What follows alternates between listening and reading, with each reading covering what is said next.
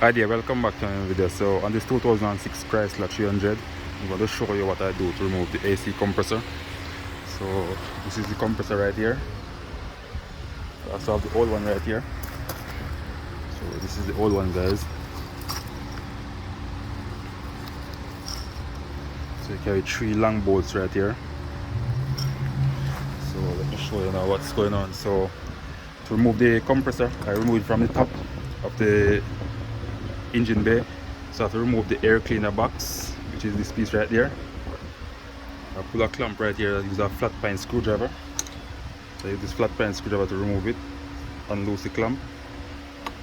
I have to remove the power steering pump, which is this right here, guys. So we carry these 3 10mm bolts, 3 of them that hold the power steering pump, and these 3 bolts right here, some 13mm that hold the AC compressor in place, and these are these are 13 nuts I used to remove the lines, AC lines. So this is one of the lines right here, and the other one right here.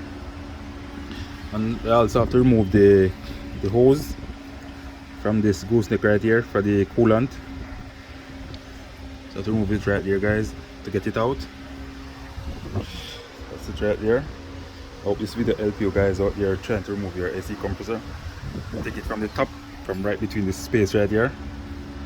You're gonna fish it through here. Simple and easy.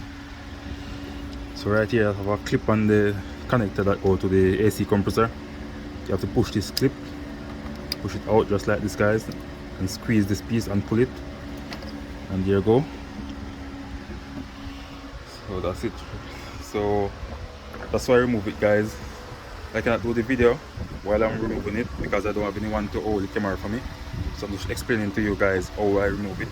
So if you find this video useful, please like, share, comment, and subscribe to my YouTube channel. Thank you all for watching. Bye.